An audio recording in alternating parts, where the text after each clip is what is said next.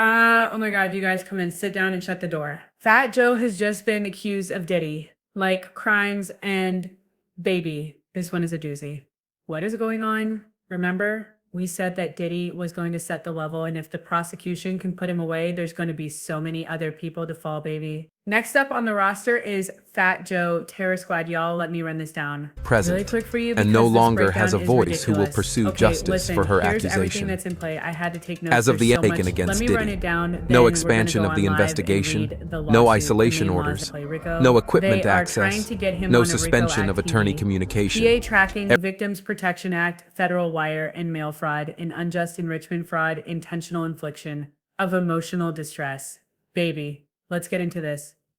All right, so the plaintiff is Terrence Dixon. Again, we're going to go in deeper, but we got to talk about this. The plaintiff is Terrence Dixon. He served as Fat Joe's hype man, writer, vocalist, tour manager, and bodyguard from 2005 to 2022. He claims he was never properly credited or paid despite contributing to multiple hits and international tours. And when I said that, I said, okay, so this sounds like standard fodder.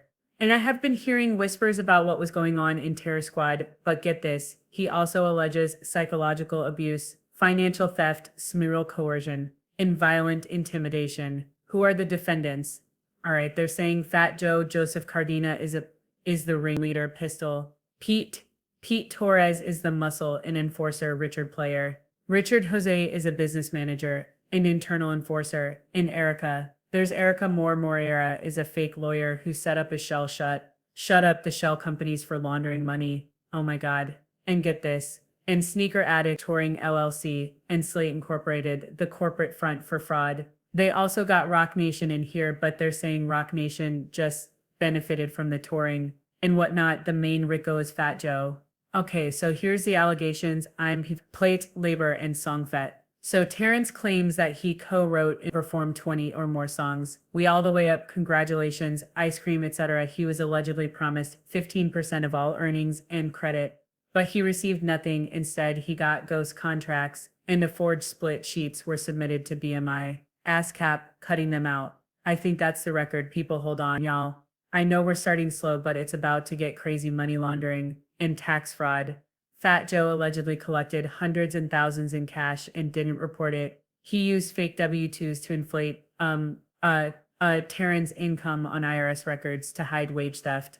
The sneaker store UP-NYC operated as a front with employees flaunting luxury despite low official salaries, and defendants filed for fraudulent PPP loans using Sneaker Addict touring. There's also tour exploitation and financial control. They said he was booked for over 200 shows but only paid $250 for per show, while the contract showed that they paid him $3,000. His per diem of 100 stalkers a day was routinely stolen. He slept in lobbies while others flew first class, and Fat Joe allegedly took $30K. Live Nation check meant for Terrence and used it to pay his own taxes. But y'all, let's get into this. The smearal coercion and control, baby.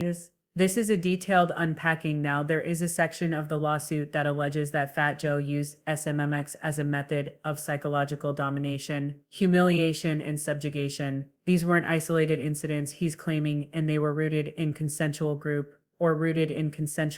culture. This was an alleged systematic pattern of sexual coercion used to break and control Terrence. Here's how it unfolded. Okay, now this is alleged based on his complaint, but let's get into this. Okay. He said he wasn't just performing music, he was allegedly forced to perform smeko, not for his own gratification, but to maintain access to income, travel, shelter, and safety. Fat Joe allegedly made it clear that compliance equals survival. You refuse and your flight home gets canceled. You refuse and you sleep in the lobby. You refuse and you lose your spot.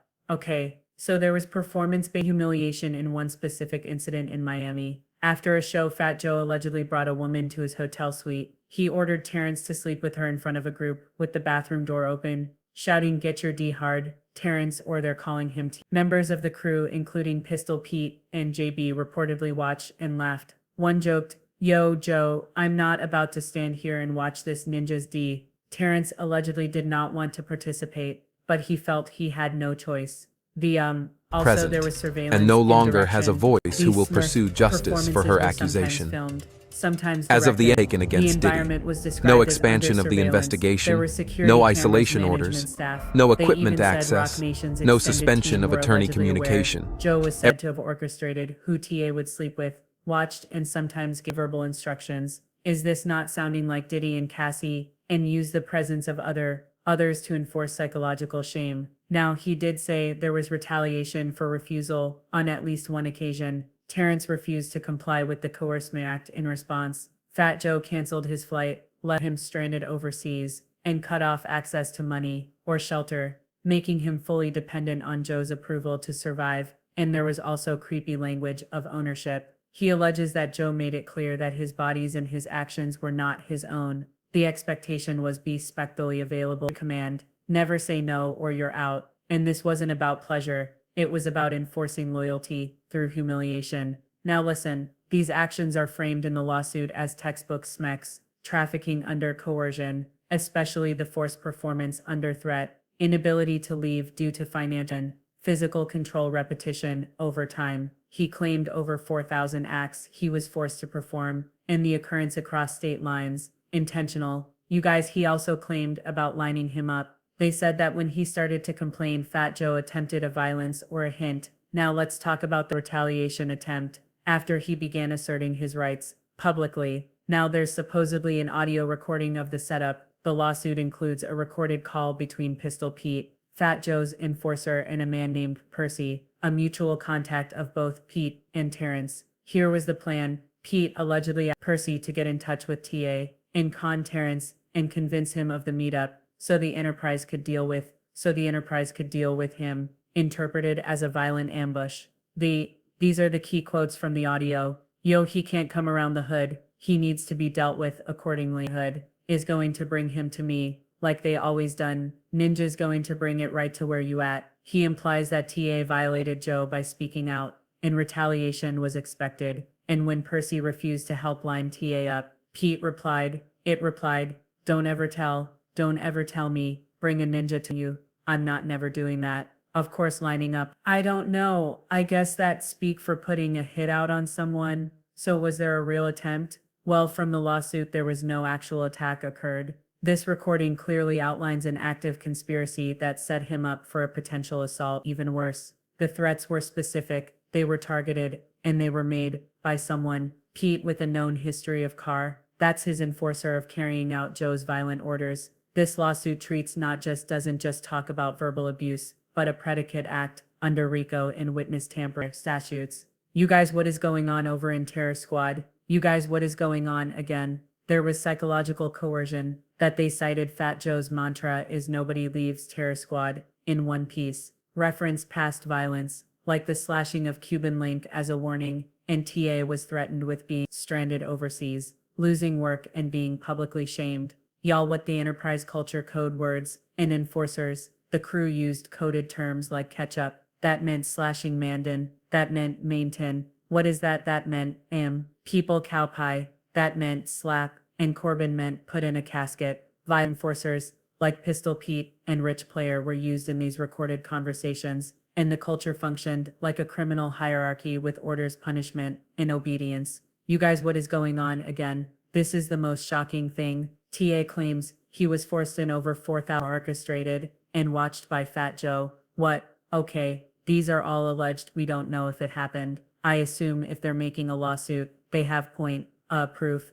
But what is going on? Kanye allegedly likes the watch. Diddy likes the watch. And now they put in Fat Joe's name on the list. Refusal led to retaliation, like stranding him in Germany or Spain, without tickets or lodging, and these acts were put on a humiliation ritual, culture for control and subjugation. Present, There was also and no longer has a exhibitionism voice who and will pursue surveillance justice in for one her incident. accusation. Oh my God, yeah, he As of used the it as a Aiken tool of against Diddy, discipline and power. no Also, he was expansion of scrubbed the from linear investigation, notes. no I guess isolation that's orders, music credits, no ASCAP equipment credits, and access, music no metadata suspension of deprived attorney future communication. licensing sync, in publishing revenue and estimated over $600,000 in royalties, and fake contracts were backdated to make it seem like Joe was the sole creator. Again, after he spoke, Pistol Pete and Rich allegedly plotted an ambush to mutual aflame. Named Percy refused to line him up and recorded a phone call with the threats. And again, the quotes include, he violated Joe, he needs to be dealt with. Now here's the last thing that I do want to say is very, very Diddy-like.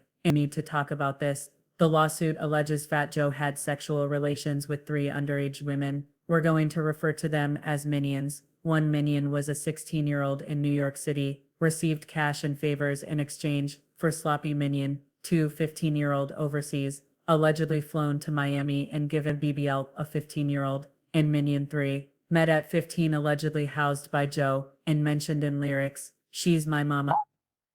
The song "She's My Mama" allegedly describes grooming of a 6-year-old, pressuring her to oral smacks and trafficking language, holding rugs, flying her around, and pimping her. TA claims lyrics match the Minion 3's real experience and say the girl actually confirms it. They said Fat Joe allegedly covered up statutory rape by producer Dre of Cool and Dre. Dre reportedly confessed to having sex with a 15-year-old singer, K. Rose, and Joe allegedly used burner phones to silence family, and K's Rowe career disappeared. Y'all, these are some serious allegations. We're going to go live later on today to read through the whole lawsuit, but at the end of the day, maybe that's why everybody's being so quiet, and people are really, really nervous because it wasn't just Diddy out there acting a fool. Anyway, you guys let me know what you think in the contact.